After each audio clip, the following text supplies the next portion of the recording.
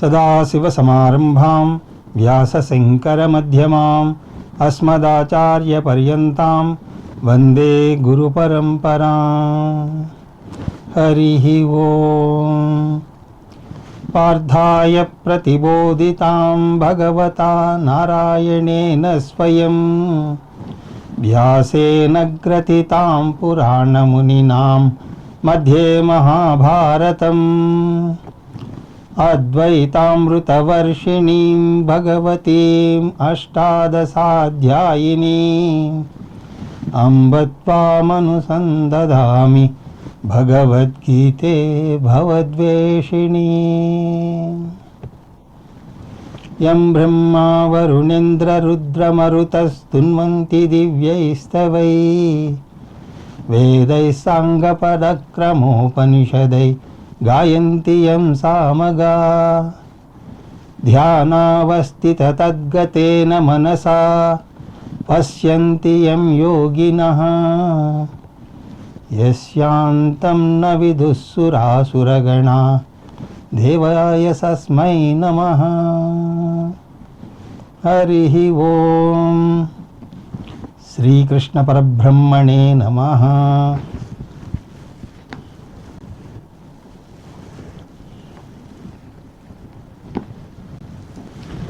స్మరవారం వారం కార్యక్రమంలో శ్రీమద్ భగవద్గీత జ్ఞాన యజ్ఞంలో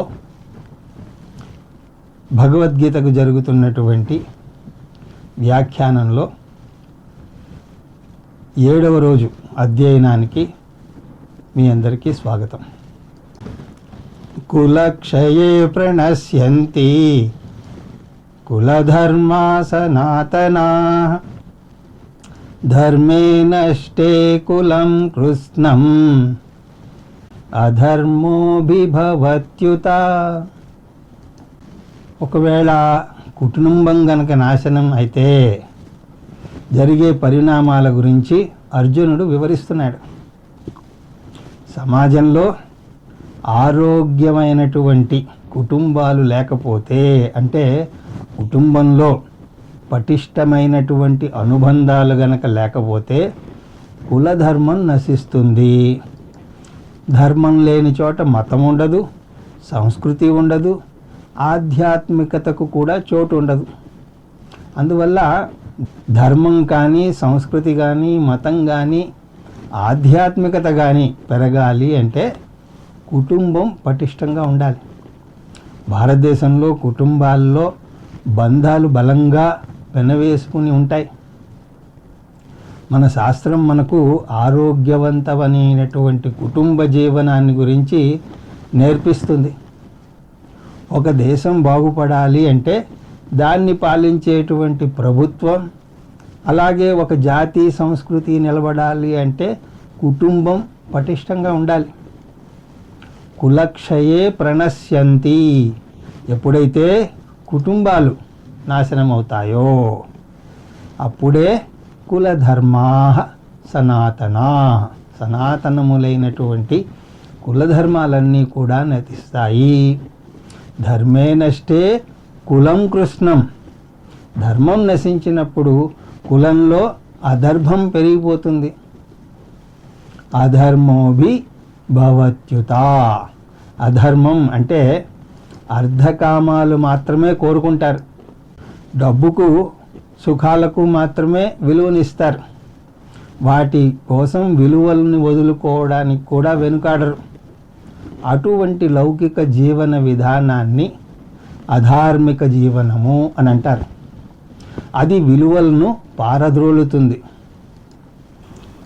అధర్మాభిభవాత్ కృష్ణ ప్రద్యుషంతి కులస్త్రియః స్త్రీషు దుష్టాసు వార్ష్ణేయ జాయతే వర్ణసంకరః. పిల్లల్లో సంస్కారం పెరగడానికి, విలువలు పెరగడానికి పటిష్టమైనటువంటి జీవనం చాలా అవసరం. ఎందుకంటే వారి మానసిక స్థితి చిన్న వయసులోనే, అంటే ఊహ తెలియని వయస్సులోనే ఏర్పడుతుంది. ఎలాగైతే చిన్న వయస్సులో సరిగా ఆహారం తీసుకోకపోతే పెద్దయ్యాక ఆరోగ్యం బాగుండదో, అలాగే చిన్నప్పుడు పిల్లలు సరైన వాతావరణంలో పెరగకపోతే వారి మనస్సు సరిగా పరిపక్వత చెందదు. దీని మీద చాలా పరిశోధనలు జరుగుతున్నాయి. ఇంట్లో వాతావరణం ప్రభావం పిల్లల ఎదుగుదల మీద చాలా ఉంటుందని వాటిలో నిరూపించబడింది. చిన్న వయస్సులోనే పిల్లలకు మంచేదో చెడేదో తెలియదు. ఆ వయస్సులో వారి తల్లిదండ్రులు దేవునితో సమానం. ఆ వయస్సులో వారికి తల్లిదండ్రులు దేవునితో సమానం. వారి దృష్టిలో తల్లిదండ్రులు సర్వజ్ఞులు, సర్వశక్తిమంతులు. అందువల్ల వారికి తెలియకుండానే తల్లిదండ్రులు అడుగుజాడల్లో నడుస్తూ ఉంటారు. వారు ఎటువంటి విలువలను గమనిస్తే అటువంటి విలువలనే పెంచి పోషించుకుంటారు. అంతేకాదు, తల్లిదండ్రులు వారిని ఎలా చూస్తే వారి మీద అభిప్రాయాన్ని అలాగే పెంచుకుంటారు. వారిని ప్రోత్సహిస్తే ఉత్సాహంగా పనులు చేస్తారు. వారిని ప్రత్యేకంగా రాజులాగా చూస్తే వారికి కూడా వారి మీద గౌరవం ఏర్పడుతుంది. వారి మీద వారికి ఆత్మస్థైర్యం ఏర్పడుతుంది. అలా కాకుండా వాడిని ఎప్పుడూ కూడా విమర్శిస్తూ ఉంటే వాడు ఏదీ సాధించలేకపోగా ఆత్మన్యూన్యతా భావన తోటి బాధపడతాడు. నేను ఏదీ సాధించలేకపోయాను, సాధించలేను అని నిశ్చయం చేసుకుంటాడు. వారికి ఆ భావనను ఎవరు కనిపించారు? సాక్షాత్తు తల్లిదండ్రులే. ఆరోగ్యకరమైనటువంటి మనస్సు అంటే తనను తాను గౌరవించుకునే మనస్సు. అందుకోసమే ఉద్ధరేదాత్మనాత్మానం ఆత్మానమవసాదయేత్ ఆత్మైవ యాత్మనో బంధు ఆత్మైవ త్రిపురాత్మనః అని అంటాడు శ్రీకృష్ణ పరమాత్మ. తర్వాత నిన్ను నువ్వు కించపరుచుకుంటే ఎవ్వరూ నిన్ను ఉద్ధరించలేరు. సాక్షాత్తు ఆ భగవంతుడే దిగి వచ్చినా సరే నువ్వు మోక్షాన్ని పొందగలవు అని చెప్పినా కూడా మనం భగవంతుడితోటే నా గురించి మీకేం తెలియదండి అని వాదిస్తాం. 100 మంది గురువులు వచ్చి చెప్పినా సరే వారిని జాలిగా చూస్తాం. శాస్త్రం చెప్పినా నమ్మం. ఎందుకంటే మనకు ఆత్మస్థైర్యం లేకపోవడం వల్ల మన జీవితంలో ఏదైనా సాధించాలి అంటే ఈశ్వర కృప, శాస్త్రకృప, గురుకృప, ఆత్మకృప ఇవి 4 ఉండాలి. మొదటి 3 మనలో సమృద్ధిగానే ఉంటాయి, కానీ ఆత్మకృపే ఉండదు. ఆత్మకృప లేకపోతే ఏది సాధించలేం. ఆత్మకృప అంటే మనం దేన్నైనా సాధించగలము అనేటువంటి నమ్మకం, ఆత్మస్థైర్యం. అది ఉండాలి అంటే బాల్యంలోనే ఆ బీజం పడాలి. బాల్యంలో ఆ బీజం పడాలి అంటే కుటుంబ వాతావరణం బాగుండాలి. నేరాలు జరుగుతున్నటువంటి కారణాలను పరిశీలిస్తే దాని వెనకాతల నేరస్తునికి ఉన్న ఆత్మన్యూన్యతా భావనే కనిపిస్తుంది. అందువల్ల మన మీద మనకు గౌరవం ఉండాలి. దాన్ని అహంకారంగా, గర్వంగా కొంతమంది చిత్రిస్తారు. కానీ అహంకారం ఉండాలి. అహంకారం ద్వారా మనస్సును పరిపక్వత చెందించి ఆ తర్వాత అహంకారాన్ని వదులుకోవాలి. అందువల్ల ఆత్మగౌరవం ఉండాలి. అది కుటుంబం వల్లనే సాధ్యం. మంచి కుటుంబం వల్ల విలువలను పెంచి పోషించుకుంటారు పిల్లలు. ధర్మం బోధించాలి అంటే వారు ఎలా నేర్చుకుంటారు? తల్లిదండ్రుల జీవన విధానాన్ని అనుకరించడం ద్వారా నేర్చుకుంటారు. తల్లిదండ్రులు చెడు మాటలు మాట్లాడితే పిల్లలు కూడా చెడు మాటలే మాట్లాడతారు. తల్లిదండ్రులు మంచి అలవాట్లు నేర్పితే పిల్లలు అవి నేర్చుకుంటారు. తల్లి గర్భంలో ఉండగానే ఆ గర్భస్థ శిశువు తనను తల్లి, తక్కిన కుటుంబ సభ్యులు ఆనందంగా స్వాగతం పలుకుతారో లేదో అన్నది దానికి తెలుస్తుందిట. అందువల్లనే సీమంతం ఇలాంటి వేడుకలన్నీ కూడా చేస్తారు. మొట్టమొదటి గురువు ఆ పిల్లవాడికి తల్లి, తర్వాత గురువు తండ్రి, ఆ తర్వాత వచ్చే గురువు ఆచార్యుడు. అందువల్లనే మాతృదేవోభవ, పితృదేవోభవ, ఆచార్య దేవోభవ అని అంటారు. తల్లిదండ్రులు పిల్లలకు అద్భుతమైనటువంటి గురువులు. పెద్దవారు ఏం చేస్తే పిల్లలు అది కూడా చేయడానికి ప్రయత్నిస్తారు. అందువల్ల తల్లిదండ్రులు సరిగా గనక లేకపోతే వారు వేరే ఎవరినో అనుకరిస్తారు. పిల్లలకు మంచి విలువలు నేర్పించకపోతే ఎలాగ ఉంటుందో చూపించడానికి చిన్న ఉదాహరణ చెప్తాను. ఒక తల్లి ఆంగ్ల సంగీత కచేరీకి తన పిల్లవాడిని తీసుకువెళ్ళింది. ఆ పిల్లవాడు ఒక వాద్యకారుణ్ణి చూపించి, అమ్మ అతను ఎందుకు అందరినీ ఆ కర్ర చూపించి బెదిరిస్తున్నాడు అని అంటాడు. అప్పుడు తల్లి అంటుంది, అది బెదిరించడం కాదు నాన్న, అతను పాట వాయిస్తున్నాడు అందిట. అతను బెదిరించకపోతే మరి ఆవిడెందుకు అంతలా అరుస్తోంది అన్నట్ట. అది అరుపు కాదు నాయన, అది పాట అని చెప్పాల్సి వచ్చింది. సంగీతం గురించి తెలియకపోతే ఇలాగే ఉంటుంది. అయితే ఇది చెప్పాల్సిన బాధ్యత ఎవరిది? తల్లిదండ్రులదే. అలా వారు మంచి విలువలు నేర్పాలంటే ఆ కుటుంబం 10 కాలాల పాటు స్థిరంగా ఉండాలి. తల్లిదండ్రుల మధ్య ఆప్యాయత, అనురాగాలు ఉండాలి. ఇల్లు అంటే ఏదో సిమెంటు ఇటుకలతో కట్టింది కాదండి. ఇల్లు అంటే కుటుంబం, మమతానురాగాలు వెళ్ళి విరిసే అందమైనటువంటి హరివిల్లు. అటువంటి ప్రేమానురాగాల మధ్య పిల్లలు పెరిగితే వారి జీవితం ఉన్నతంగా ఉంటుంది. ఒకసారి స్వామీజీ ఒక ఇంటికి భిక్షకు వెళ్ళినప్పుడు అక్కడ ఆ కుటుంబంలో ఒక 1.5 ఏళ్ల బాబు స్వామీజీకి నమస్కారం చెయ్యి అని అన్నారు. స్వామీజీ ఒక కాలు మీద కాలు వేసుకుని కూర్చున్నారు. ఆ బాబు ఏం చేశాడో తెలుసా? టక్కున పైనున్నటువంటి స్వామీజీ కాలును కిందకి లాగి 2 కాళ్ళు పెట్టి అప్పుడు కాళ్ళ మీద తల ఉంచి నమస్కారం చేశాడు. స్వామీజీకి ఆశ్చర్యం వేసింది.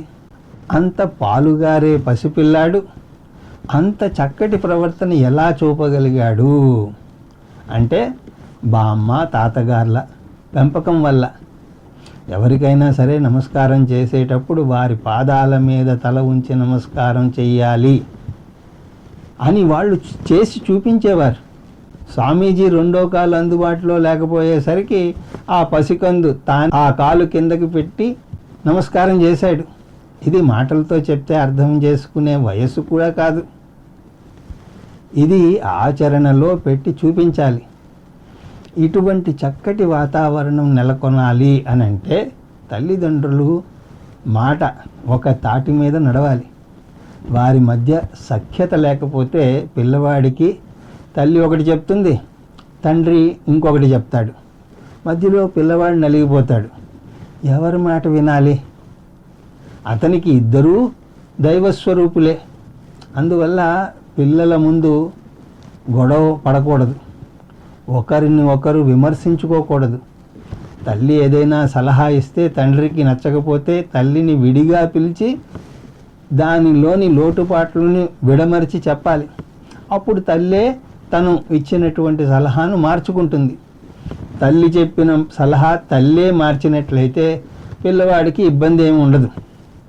కానీ దానికి బదులు తండ్రి మారిస్తే అయోమయంలో పడతాడు. తండ్రి కేవలం సలహా మార్చడమే కాదు, కొన్ని కుటుంబాల్లో నేను చూశాను, పరిస్థితి ఇంకా దారుణంగా ఉంటుంది. మీ అమ్మ ఒక వెర్రి బాగులుదిరా, దానికి ఏమీ తెలియదు, దాని మాట వినుకు అని తండ్రి. మీ నాన్న మనల్ని అసలు పట్టించుకోడురా, ఆయనకి ఇంటి వ్యవహారాలేమీ పట్టవు, అన్నీ నేనే చేసుకుంటూ ఉంటాను, ఆయనకేం చెప్పాల్సిన అవసరం లేదులే అని అంటుంది. అటువంటి ఇంట్లో పిల్లల పరిస్థితి ఎలా ఉంటుందో చెప్పండి. ఇంకా తల్లిదండ్రుల్లో కూడా తల్లి పాత్ర ఎక్కువగా ఉంటుంది. ఎందుకంటే తల్లి బిడ్డకు జన్మనిస్తుంది. అందువల్ల తల్లితో శారీరకంగా గర్భంలో ఉన్నప్పటి నుంచే ఆ పాపాయికి అనుబంధం ఉంటుంది. తర్వాత తల్లి పాలు తాగి తల్లి ఒడిలో ఆట పాట నేర్చుకుంటాడు. అందువల్ల ఇక్కడ అర్జునుడు ఏమంటున్నాడంటే, ఒకవేళ కులక్షయం అయితే స్త్రీలు విలువలు ఇవ్వకపోవచ్చు. స్త్రీ గనక విలువలకు ప్రాముఖ్యతనివ్వకపోతే ఆమె తల్లి అయ్యాక అటువంటి స్త్రీ పెంపకంలో పెరిగినటువంటి పిల్లలు యొక్క జీవన విధానం ఇంకెలాగ ఉంటుంది అంటే, ఒక స్త్రీ వల్ల ముందు తరం కూడా నాశనం అవుతుంది. అధర్మాభి భవాత్ కృష్ణ ప్రదుష్యంతి కులస్త్రీయ. ఓ కృష్ణ, అధర్మం పెచ్చుమీరినప్పుడు కులస్త్రీలు పాడైపోతారు. స్త్రీషు దుష్టాసు వార్ష్ణేయ. స్త్రీలు పాడైపోతే మొత్తం సమాజం భ్రష్టు పట్టుపోతుంది. ఇక్కడ కూడా కృష్ణ పరమాత్మను అద్భుతంగా సంబోధిస్తున్నాడు. వార్ష్ణేయ అంటే వృష్టి కులంలో పుట్టాడు కృష్ణుడు, అంటే మంచి కులంలో పుట్టాడు. కాబట్టి అతనికి కుటుంబ విలువలు అంటే ఏమిటో తెలుసు. జాయతే వర్ణసంకరః. వర్ణాశ్రమ ధర్మాలు పోయి వర్ణసంకరం ఏర్పడుతుంది అని అంటున్నాడు. ఇక్కడ ఈ సందర్భంలో వర్ణాశ్రమ ధర్మం గురించి మనం కొంచెం తెలుసుకోవాలి. అవి బ్రాహ్మణ, క్షత్రియ, వైశ్య, శూద్ర వర్ణాలు. బ్రాహ్మణుడు అంటే శాస్త్ర పఠనం, దాని ఆచరణ చేయాలి. అంటే బ్రాహ్మణుడు శాస్త్రం తను నేర్చుకోవాలి, నలుగురికి నేర్పాలి, తను నేర్చుకున్నది ఆచరణలో కూడా పెట్టాలి. సత్యం వద అని నేర్చుకుని దాన్ని ఆచరణలో పెట్టకపోతే సత్యం వధ అయిపోతుంది. బ్రాహ్మణులు ఆధ్యాత్మిక ఎదుగుదలకు, సంస్కృతిని పెంపొందించడానికి తోడ్పడాలి.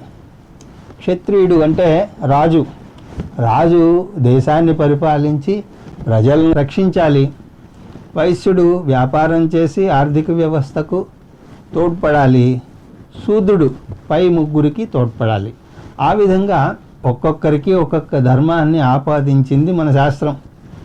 దేశం యొక్క నాగరికత, దేశం యొక్క స్థూల శరీరం లాంటిదైతే దాని యొక్క సంస్కృతి సూక్ష్మ శరీరం లాంటిది. అందువల్ల సంస్కృతి కూడా చాలా ముఖ్యం. ఆ దేశపు ప్రజలందరూ కూడా వారి జాతిని బట్టి కానీ గుణాన్ని బట్టి కానీ ఈ నాలుగింటిలో వేటినైనా సరే వృత్తిగా ఎన్నుకోవాలి.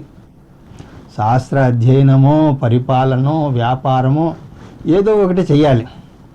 కానీ ఇప్పటి సమాజం ధనానికి మాత్రమే విలువనిచ్చేదైతే అందరూ కూడా ధనం ఎక్కువ వచ్చే ఉద్యోగానికే, వ్యాపారానికో ప్రాముఖ్యతనిస్తున్నారు. కానీ సాంస్కృతిక ఎదుగుదలకు ప్రాముఖ్యతనివ్వడం లేదు. అందరికీ తక్కువ శ్రమ, ఎక్కువ డబ్బు కావాలి. శాస్త్రాలు నేర్చుకోవడానికి ఎవరూ కూడా ముందుకు రావడం లేదు. అంటే బ్రాహ్మణ విధులు నిర్వహించడానికి ఎవ్వరూ కూడా ఆసక్తి చూపించడం లేదు. అంటే ప్రతి వారు కూడా ఉద్యోగాలనే ఎన్నుకుంటున్నారు. కానీ శాస్త్ర అధ్యయనానికి ఎవరూ కూడా మొగ్గు చూపడం లేదు. పూర్వం బ్రాహ్మణులు యజ్ఞయాగాదులు చేసేవారు. ఇప్పుడు బ్రాహ్మణులు కూడా తక్కిన వర్ణాలకు చెందిన విధుల్ని ఎన్నుకుంటున్నారు. కానీ శాస్త్రం జోలికి పోవడం లేదు. వారికి సంధ్యావందనం ఏమిటో తెలియదు, గాయత్రి మంత్రం అంటే ఏమిటో తెలియదు. వర్ణసంకరము అంటే సంస్కృతి మటుమాయం అయిపోతుంది. సంస్కృతికి విలువనివ్వకపోతే దైవ చింతన, ఆధ్యాత్మిక చింతన పోతుంది. అందరూ కూడా చార్వాక సిద్ధాంతం అనుసరించడానికి బయలుదేరతారు. దేశమంతటా అది ప్రబలిపోతుంది. చార్వాక్ సిద్ధాంతం ఏమంటుంది? యావజ్జీవేత్ సుఖం జీవేత్, రుణం కృత్వాపి ఘృతం పిబేత్, భస్మీభూతస్య దేహస్య పునరాగమనం కుతః అని అంటుంది. అంటే వాళ్ళు చెప్పడం ఏమిటి అంటే, లావిష్గా జీవించు, నెయ్యి పోసుకోవడానికి అంటే ఏమిటి, చాలా ఎక్కువ లావిష్గా ఆనందంగా జీవించు. అంత డబ్బు నాకు లేదండి అంటే రుణం కృత్వాపి ఘృతం పిబేత్, నెయ్యి పోసుకోవడానికి ఒకవేళ డబ్బులు లేకపోతే రుణాన్ని అప్పు చేయి, అప్పు తీర్చాలి కదండి అంటే ఎవడు నీకు చెప్పాడు అప్పు తీర్చకపోతే పాపం తగులుతుంది కదండి అంటే పాపం పుణ్యం వాళ్ళు నమ్మరు. భస్మీభూతస్య దేహస్య పునరాగమనం కుతః, చచ్చిన తర్వాత ఎవడైనా తిరిగి రావడం నువ్వు చూసావా అని అంటారు. వారు పుణ్యపాపాలను ఆత్మను నమ్మరు. మరణం తర్వాత శరీరం కాలిపోతే దానికి స్వర్గం కావాలి నరకం కావాలి ఏమిటి అని అంటారు. అలాగా సమాజం పతనమైపోతుంది. దీన్ని బట్టి ధర్మం, కుటుంబం ఒకదానితో ఒకటి పెనవేసుకుని ఉన్నాయి అని మనకి అర్థమవుతోంది. కుటుంబం నాశనమైతే ధర్మం నాశనం అవుతుంది, ధర్మం నాశనమైతే ముందు తరంలో వచ్చే కుటుంబాలు నాశనం అవుతాయి. ఈ వృత్తాకార సంబంధం అర్థం చేసుకోవాలి అంటే శాస్త్రం చెప్పిన ధర్మ సూక్ష్మాలను మనం తెలుసుకోవాలి. అవి ఏమిటి అంటే 3: విలువలు, దృక్పథం, అలాగే యజ్ఞయాగాదులు. విలువలు అంటే సత్యం, అహింస, దయ, ప్రేమ ఇలాంటివి, వాటిని పాటించాలి. అలాగే దృక్పథం, తల్లిదండ్రులను, గురువులను, సమాజంలో పెద్దవారిని అందరినీ కూడా గౌరవించాలి. వారినందరినీ కూడా దేవునితో సమానంగా పూజించాలి. వీరినే కాదు, పంచభూతాలను కూడా దేవునిగా కొలవాలి. ఇక 3వది యజ్ఞయాగాదులు. ఇప్పుడు వీటి విలువ బాగా తగ్గిపోతోంది. కానీ యజ్ఞయాగాదులకు పూర్వం బాగా విలువనిచ్చేవారు. వీటి వల్ల 2 ప్రయోజనాలు ఉన్నాయి. అవి విలువలను ఆచరణలో పెట్టి చూపిస్తాయి, అలాగే సామూహిక పూజలను ప్రోత్సహిస్తాయి. విలువలను ఆచరణలో చూపుతాయి, విలువలను పాటించాలి, పెద్దల ఎడల భక్తి భావనతో మెలగాలి అని పై 2 ధర్మాలను చెప్పాం. అవి నేర్చుకోవాలి అంటే పిల్లలకు చిన్న వయస్సులోనే వివరించి మనం చెప్పలేం. ఆచరణలో చూపిస్తే అర్థం చేసుకుంటారు వారు. యజ్ఞయాగాదులు వాటిని ఆచరణలో పెట్టి చూపిస్తాయి, అలాగే సామూహిక పూజలను ప్రోత్సహిస్తాయి. ఒక కుటుంబం పటిష్టంగా ఉండాలన్నా కూడా, సమాజం కలిసికట్టుగా ఉండాలన్నా నలుగురు కలిసి చేసే యజ్ఞయాగాదులు దానికి తోడ్పడతాయి. ఒకసారి రీడర్స్ డైజెస్ట్లో అనుకుంటాను, కుటుంబం పటిష్టంగా ఎలా ఉండాలి అనే అంశం మీద ఒక వ్యాసం వచ్చింది.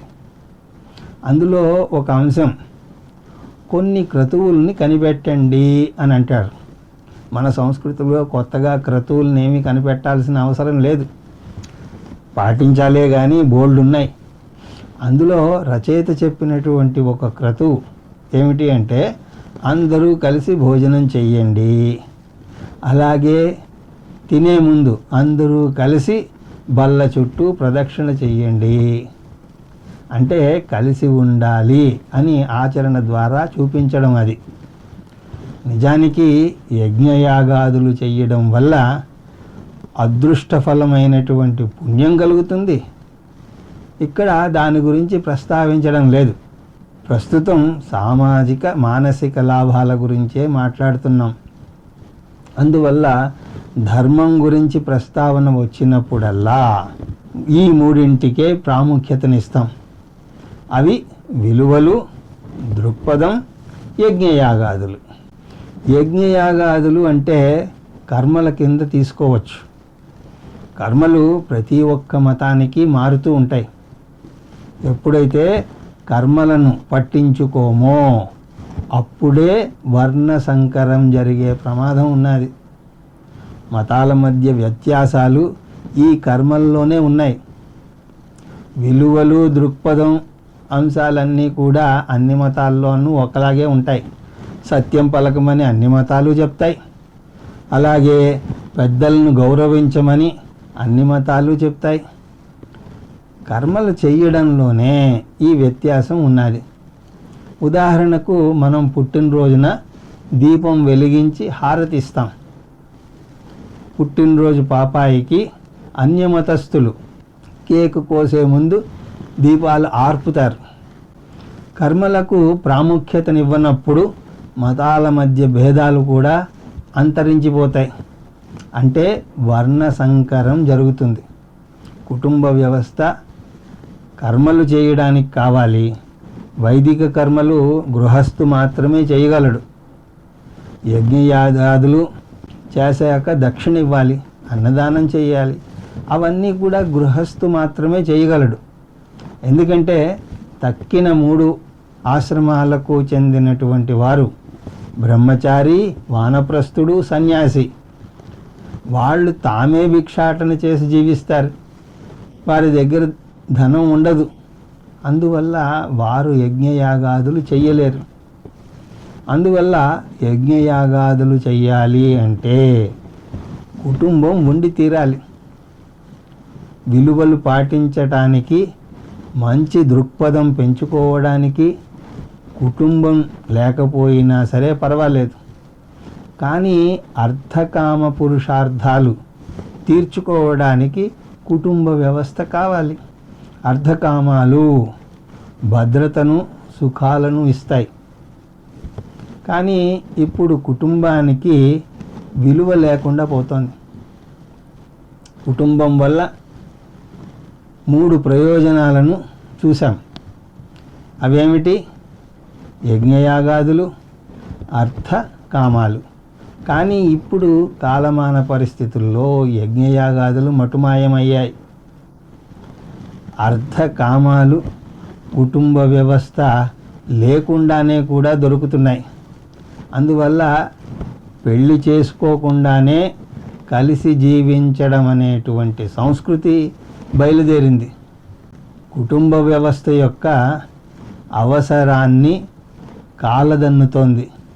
కుటుంబం కొన్ని ప్రాథమిక కర్మలు చేయడానికి కావాలి. అవి మతానికి మారుతాయని చూసాం.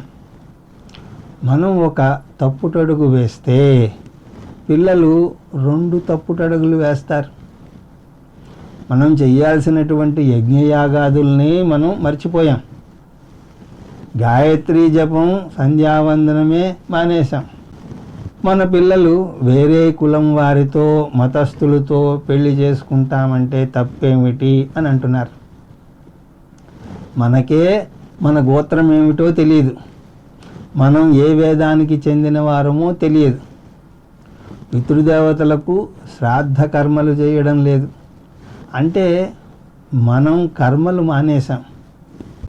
మనం కర్మలను మానితే భావితరం వారు విలువలను, దృక్పథాలను కూడా వదిలేస్తున్నారు.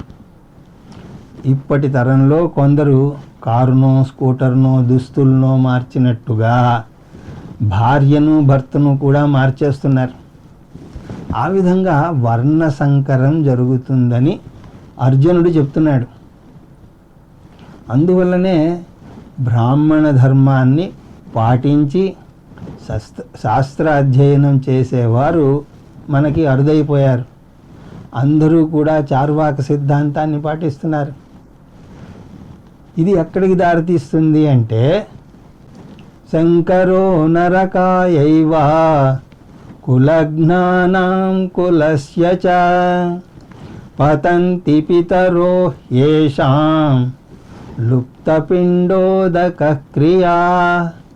కుటుంబం నాశనమైతే వర్ణ సంకరంతో పాటు మత సంకరం కూడా జరుగుతుంది అని అంటున్నాడు అర్జునుడు.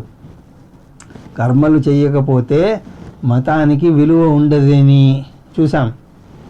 అప్పుడు హిందూ మతస్థులు అన్యమతానికి చెందిన వారిని పెళ్లి చేసుకునే అవకాశం ఉన్నది. అలా జరిగితే మధ్యలో పిల్లవాడు నలిగిపోతాడు. పుట్టినరోజుకి దీపం వెలిగించాలా, ఆ దీపాన్ని ఆర్పాలా, కేకు కొయ్యాలా, ఆయుష్ హోమం చెయ్యాలా, చర్చికి వెళ్ళాలా, గుడికి వెళ్ళాలా, మొత్తం అయోమయంలో పడిపోతాడు.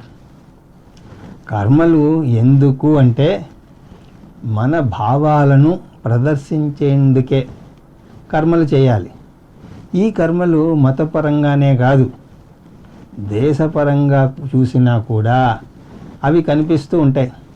ఉదాహరణకు మన దేశానికి విదేశాల నుంచి నాయకులు వస్తే సాదరంగా అతన్ని ఆహ్వానిస్తాం, కరచాలనం చేస్తాం. ఇవన్నీ ఏమిటి? కర్మలే. మీకు నమ్మకం కుదరకపోతే ఒలింపిక్ గేమ్స్ చూడండి, వాటిల్లో అనేక క్రతువుల్ని చూస్తాం. జెండా ఎగరవేస్తారు, అది కూడా ఒక ప్రత్యేక పద్ధతిలో నడుస్తారు. ఒలింపిక్ కాగడాను ఒక పద్ధతిలో వెలిగిస్తారు, ప్రతిజ్ఞ చేస్తారు. ఇదంతా అయ్యాక ఆ జెండాను దింపిన తర్వాత ఏ దేశంలో ఆ క్రీడలు జరుగుతాయో ఆ దేశపు మేయర్కు భద్రంగా ఆ జెండాను అప్పచెప్తారు. ఇవన్నీ కూడా క్రతువులే. కొందరు క్రతువుల్ని విమర్శిస్తారు, కానీ క్రతువులు లేకుండా ఎవ్వరూ కూడా జీవించలేరు. క్రతువులు లేకపోతే ఏమవుతుంది అంటే సంకరో నరకాయైవా, వర్ణ సంకరం వల్ల నరకంలో పడతారు. ఎవరు? కులఘ్నాం కులస్యచ, యుద్ధంలో గెలిచిన వారు, ఓడిపోయిన వారు కూడా. ఎందుకంటే వారు యజ్ఞయాగాదులు చేయనందువల్ల వారు నరకానికి పోతారు. పతంతి పితరో హ్యేషాం లుప్తపిండోదక క్రియా, పితృదేవతలకు శ్రాద్ధకర్మలు చేయనందువల్ల కూడా వారు అధోగతి పాలవుతారు. వేదం మనకు పంచమహాయజ్ఞాలను చెయ్యమని ఆదేశించింది. వాటిలో ఒకటైనది పితృయజ్ఞం. పితృదేవతల ఆశీర్వాదం, వారి యొక్క ఆశీర్వాదం మన ఎదుగుదలకు ఎంతో అవసరం. అందువల్ల కుటుంబంలో ఏ శుభకార్యం చేపట్టినా సరే మనం ముందు నాంది శ్రాద్ధం అని చేస్తారు. నాంది శ్రాద్ధం అంటే పితృదేవతల ఆశీస్సులు కోరుతూ చేసేటువంటి క్రతువు. కానీ ధర్మం పోయినప్పుడు కర్మలు పాటించరు. పిండక్రియ, శ్రాద్ధక్రియ, ఉదకక్రియ అంటే తర్పణం వదలడం, లుప్త అంటే చెయ్యకపోవడం. పితృదేవతలకు ఈ కర్మలు చెయ్యరు. కొంతమంది శ్రాద్ధ కర్మలు చేసే బదులు బీదలకు అన్నదానం చెయ్యొచ్చా, వృద్ధాశ్రమాలకు డబ్బు ఇవ్వవచ్చా అని అడుగుతూ ఉంటారు. కానీ శాస్త్రం దాన్ని ఒప్పుకోదు. పితృతర్పణాలను చేయకుండా వేరే సేవతో సరిపెట్టకూడదు. కావాలంటే అది కూడా చెయ్యండి, కానీ ఇంతకుముందు చూసినట్టుగా శాస్త్రం పంచమహాయజ్ఞాలను చేసి తీరాలి అని అంటుంది. అవి బ్రహ్మయజ్ఞం, దైవయజ్ఞం, పితృయజ్ఞం, మనుష్యయజ్ఞం, భూతయజ్ఞం. అయితే ఒకదానికి బదులు ఒకటి చేయడం కుదరదు, 5 కూడా చేసి తీరాలి. శ్రాద్ధ కర్మలు చేయడం పితృయజ్ఞం కిందకి వస్తుంది. అలాగే అన్నదానాలు మనుష్యయజ్ఞం కిందకు వస్తాయి. కానీ పితృయజ్ఞాలు తగ్గిపోయాయి కాబట్టి పితృదేవతలు అధోగతి పాలవుతారు అని అర్జునుడు వాపోతున్నాడు. అర్జునుడు మాట్లాడుతున్న కాలంలో యజ్ఞయాగాదులకు, శ్రాద్ధ కర్మలకు ప్రాముఖ్యతనిచ్చేవారు. అలాంటి రోజుల్లో అవి చెయ్యకపోతే జరగబోయే నష్టాన్ని ఊహించి చెప్తున్నాడు అర్జునుడు. వర్ణాశ్రమ ధర్మాన్ని పాటించినా పాటించకపోయినా విలువల్ని పాటించవచ్చు, మంచి దృక్పథాలని పెంచుకోవచ్చు. కానీ వర్ణాశ్రమ ధర్మాలు పాటించకపోతే యజ్ఞ యాగాదులను చెయ్యలేం. దోషేరేతే కుల జ్ఞానం వర్ణ సంకర కారకై, ఉత్స్యాద్యంతే జాతి వర్ణా కులధర్మాశ్చ శాశ్వతాః వర్ణసంకరకారకైః కులజ్ఞానాం ఏతై దోషై.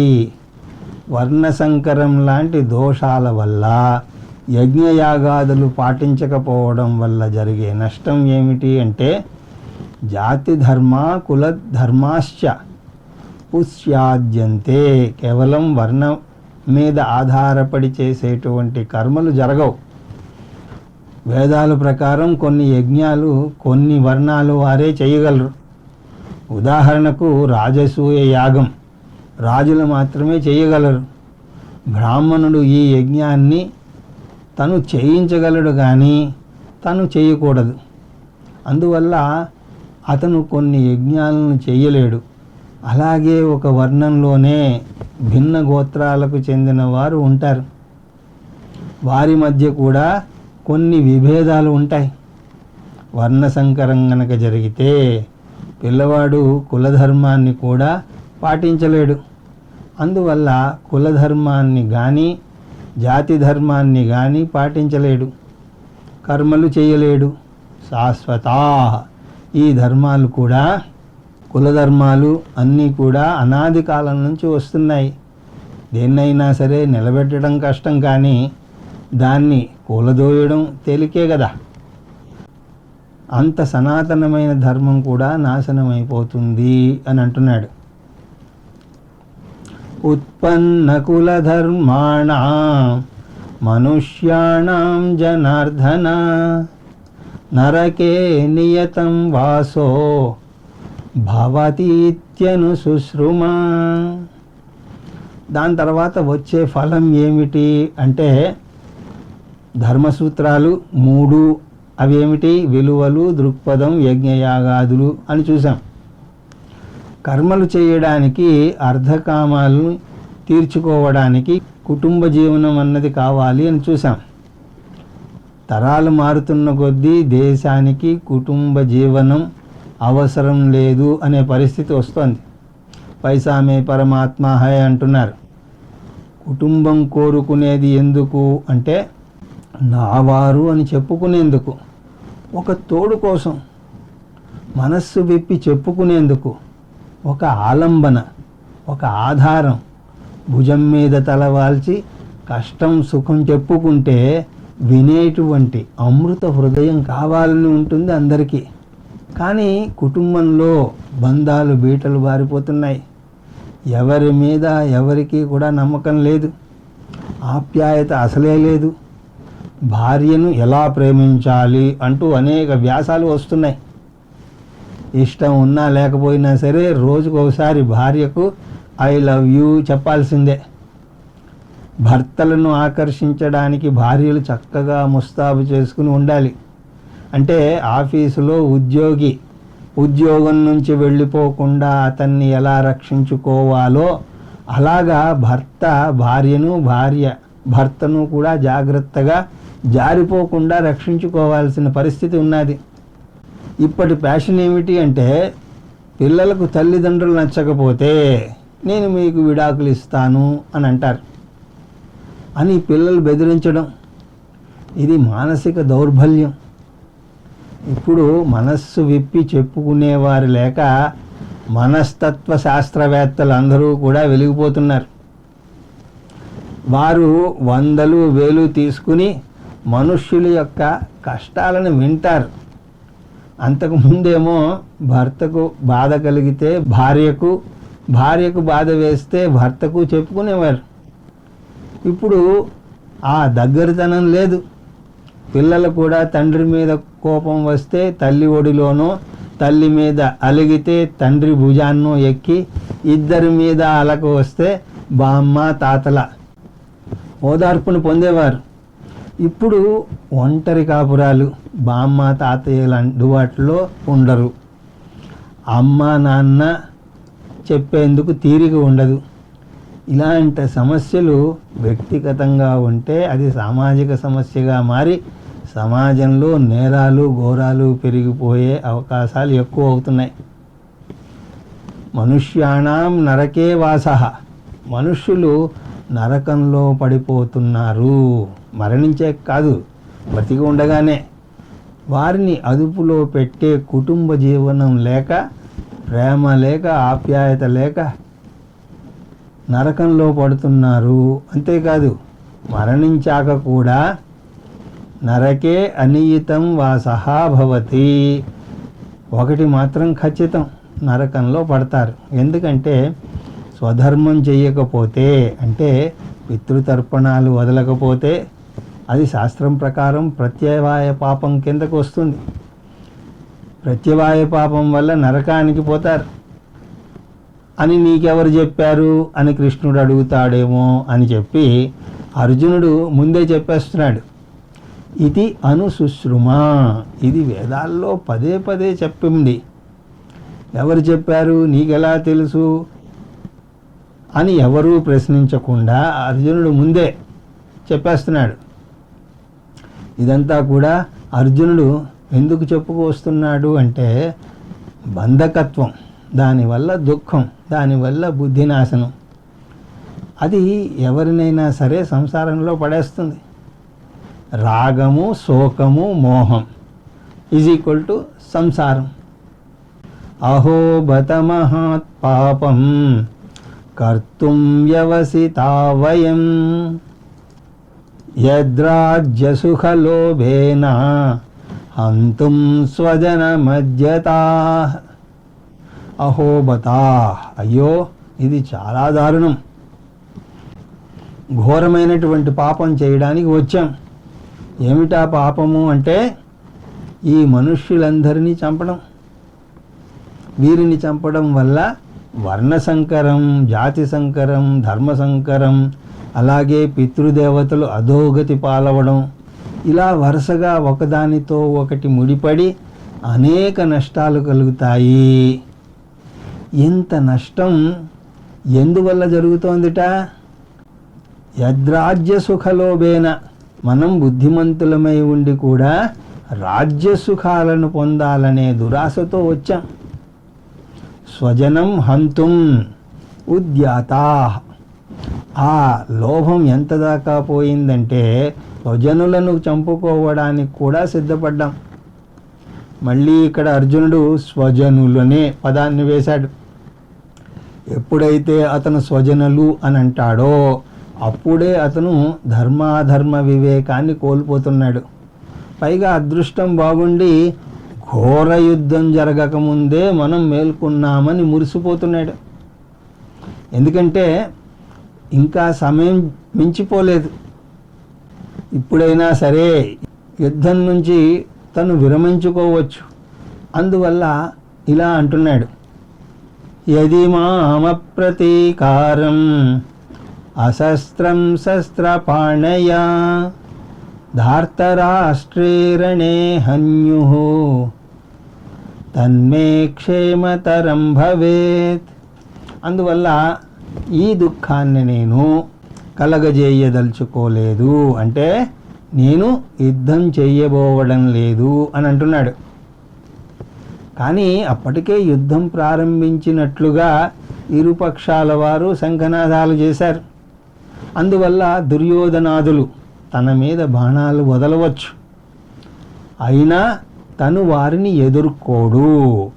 అలా ఎదుర్కోకుండా నిలుచుంటే అర్జునుడు మరణించవచ్చు, అయినా కూడా పర్వాలేదంటున్నాడు. నేను విల్లంబులు చేతిలో పట్టుకోను, దానివల్ల వారు నన్ను చంపినా సరే సంతోషంగా మరణిస్తాను, కానీ ఈ మహాపాపానికి ఒడిగట్టను అని అంటున్నాడు. ధార్తరాష్ట్ర రణేహన్యు, కౌరవులు మమ్మల్ని సంహరించడానికి నిశ్చయించుకున్నా కూడా మామప్రతీకారం, నేను తిరిగి యుద్ధం చెయ్యను. అప్రతీకారం అంటే తిరిగి యుద్ధం చెయ్యను. అశస్త్రం శస్త్రపాణయా, శస్త్రాలు లేకుండా నిలబడతాను. వారు శస్త్రాలతో నన్ను చంపవచ్చు. అటువంటి దుర్ఘటన జరిగినా కూడా తత్మే క్షేమతరం భవేత్, అది నాకు క్షేమతరమే అవుతుంది. నా జీవితాన్ని ధర్మం కోసం త్యాగం చేసినట్టుగా భావిస్తాను. సమాజం కోసం ప్రాణత్యాగం చేసేవాడిలాగా అర్జునుడు మాట్లాడుతున్నాడు. ఇంత చెప్పాక అర్జునుడు చాలా అలసిపోయాడు. ఇంతసేపు గొప్ప వాగ్ధాటిని చూపించి నీరసించిపోయాడు. ఇక్కడ సంసార లక్షణాలు 3 వచ్చాయి. అవి రాగం, శోకం, మోహం. అర్జునుడు చెప్పడం ముగించాడు. కానీ కృష్ణ పరమాత్మ ఇంకా రూపం దాల్చలేదు. కృష్ణుడికి ఎప్పుడు మాట్లాడాలో తెలుసు. ఇంకా అర్జునుని ఆలోచన తీరు ముగియలేదని తెలుసు. అందువల్ల కృష్ణుడు కూడా ఏమీ మాట్లాడలేదు. వీరిరువురు మాట్లాడకపోతే ఎవరు మాట్లాడాలి? అప్పుడు సంజయుడు అందుకుని ఈ అధ్యాయాన్ని ముగిస్తున్నాడు. సంజయ ఉవాచ ఏవముక్త్వార్జున సంఖ్యే రథోపస్తవుపావిశత్ విసృజ్య సరసం చాపం శోక సంవిఘ్నమానసః. మహాసంసారికి మారుపేరుగా ఉన్నటువంటి అర్జునుడిని పూర్తిగా ఇక్కడ సంజయుడు వర్ణిస్తున్నాడు. అర్జునుడు ఎలా ఉన్నట్ట? శోక సంవిఘ్న మానస. అర్జునుడి యొక్క మనస్సు పూర్తిగా శోకంలో మునిగి ఉన్నది. రాగం వల్ల శోకంతో ఉన్నాడు. అంతేకాదు ససరం చాపం విసృజ్య, ధనుర్బాణాలను త్యజించినవాడు. ఇది చూడ్డానికి కాయిక చర్య, కానీ దాని వెనకాతలో ఉన్నటువంటి గూఢార్థాన్ని కూడా గ్రహించాలి. ఒక క్షత్రియుడు ధనుర్బాణాలను చేతబట్టాడు అంటే ధర్మయుద్ధం చేయడానికి సిద్ధపడ్డాడు అని అర్థం. ధర్మస్థాపన చేయడం క్షత్రియ ధర్మం. అటువంటిది ధనుర్బాణాలను త్యజించడం అంటే అతను స్వధర్మాన్ని త్యాగం చేయడానికి నిర్ణయించుకున్నాడు అని అర్థం. అంటే అతను మోహంలో పడ్డాడు అని తెలుస్తోంది. శోక సంవిఘ్న మానసః అంటే అది రాగ శోకాలకు సంకేతం. విసృజ్య సరసం చాప, ఇది మోహానికి సంకేతం. మోహం యొక్క ఫలితం ఏమిటి? ధర్మాధర్మ వివేకాన్ని కోల్పోతాడు, తప్పుడు నిర్ణయం తీసుకుంటాడు. ఏమిటా తప్పుడు నిర్ణయము అంటే స్వధర్మాన్ని పరిత్యాగం చేయడం. యుద్ధభూమి నుంచి పారిపోయి సన్యాసిగా తపస్సు చేయాలనుకోవడం. ఒక గృహస్థు తన ధర్మాన్ని నిర్వహించాలి. గృహస్థు సంసార ధర్మాలను నిర్వహించడానికే జపాలు చేయాలి. గృహస్థుడు తన ధర్మాన్ని నిలబెట్టడాన్ని స్వధర్మం అని అంటాడు. దాన్ని గనక చేయకపోతే స్వధర్మ పరిత్యాగము అని అంటారు. గృహస్థుడిగా ఉండవలసినటువంటి వ్యక్తి సన్యాసం తీసుకుంటాను అంటే దాన్ని పరధర్మగ్రహణంగా భావించాలి. ఈ రెండు కూడా తప్పే. పరధర్మగ్రహణము, స్వధర్మ పరిత్యాగము, ఈ రెండింటినీ కలిపి మోహము అని అంటారు. ఏవం అర్జునః ఉక్త్వా, ఈ విధంగా అర్జునుడు కృష్ణుడితో పలికాక రథోపస్థ ఉపావిశత్, రథంలో వెనక భాగంలో చతికిలబడ్డాడు. ఇక తర్వాత అర్జునుడి పరిస్థితి ఏమిటి, అతని సమస్యకు పరిష్కారం దొరుకుతుందా అనేది రాబోయే అధ్యాయాల్లో మనం చూస్తాం. ఓం తత్సత్ ఇది శ్రీ భగవద్గీతాసు ఉపనిషత్సు బ్రహ్మ విద్యాయాం యోగశాస్త్రే శ్రీకృష్ణార్జున సంవాదే అర్జున విషాదయోగో నామ ప్రథమోధ్యాయః. కృష్ణార్జున సంవాదంలో ఉన్నటువంటి ఉపనిషత్తుల సారమైనటువంటి యోగశాస్త్రము, బ్రహ్మ విద్యలతో కూడినటువంటి శ్రీమద్ భగవద్గీత ఉపనిషత్తులోని అర్జునుని విషాదయోగము అనేటువంటి మొదటి అధ్యాయం శాశ్వతమైన రక్షకుడు, ఇంద్రియ అగోచరుడు అయినటువంటి భగవంతుని కృప వల్ల విజయవంతం అయినది. ఈ భాగం ప్రతి అధ్యాయం చివర వస్తుంది. అందువల్ల దాని అర్థం కూడా కొంచెం చూద్దాం. ఓం తత్సత్, ఇవి 3 పదాలు, 3 కూడా భగవంతునికి చెందినవే. భగవద్గీతలోని మొదటి అధ్యాయాన్ని విజయవంతంగా ముగించినందుకు గాను కృతజ్ఞతాపూర్వకంగా పలికేటి మాటలివి. వీటి యొక్క అర్థాలు చూద్దాం. ఓం అన్న పదానికి అనేక అర్థాలు ఉన్నాయి, కానీ ఇక్కడ తీసుకునేటువంటి అర్థం రక్షకుడు. అవతి ఇతి ఓం. అవతి అంటే రక్షకుడు, భగవంతుడు. ఈ అధ్యాయం ముగించడానికి ఆటంకాలు కలగకుండా కాపాడినందుకు రక్షకుడయ్యాడు. తత్ అంటే ఇంద్రియ అగోచరుడు, ఇంద్రియాతీతుడు, అంటే ఇంద్రియాలకు అందనటువంటి వాడు. సత్ అంటే శాశ్వతం. త్రికాలేపి తిష్టతి ఇది సత్, 3 కాలాల్లోనూ ఉండేటువంటిది. ఇప్పుడు ఓం తత్సత్ అన్న పదాలను కలిపితే శాశ్వతమైన రక్షకుడు, ఇంద్రియ అగోచరుడు. ప్రథమోధ్యాయ, మొదటి అధ్యాయం ముగిసినది. దాని పేరేమిటి? అర్జున విషాదయోగ. అర్జునుడి యొక్క విషాదము. విషాదం అంటే శోకం. దానికి తక్కిన 2 పదాలు కూడా కలుపుకోవాలి. అవేమిటి? అవి రాగం, మోహం. ఇంకో విధంగా చెప్పాలి అంటే అర్జునుడి యొక్క సంసారయోగం. ఈ అంశం ఎలా చెప్పబడింది అంటే శ్రీకృష్ణార్జున సంవాదే, కృష్ణుడికి అర్జునుడికి మధ్యనటువంటి జరిగిన సంభాషణ రూపంలో చెప్పబడింది. ఈ అధ్యాయంలో కృష్ణ పరమాత్మ ఏమీ మాట్లాడకపోయినా సరే భగవద్గీత మొత్తాన్ని దృష్టిలో పెట్టుకుని అలా చెప్పడం జరిగింది. సంవాదము అంటే గురు శిష్యుల మధ్య జరిగేటువంటి సంభాషణ.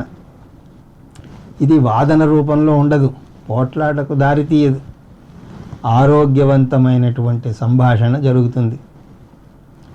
గురువుకు శిష్యుడి మీద ప్రేమ, దయ ఉంటే శిష్యుడికి గురువు మీద గౌరవం, శ్రద్ధ ఉంటాయి.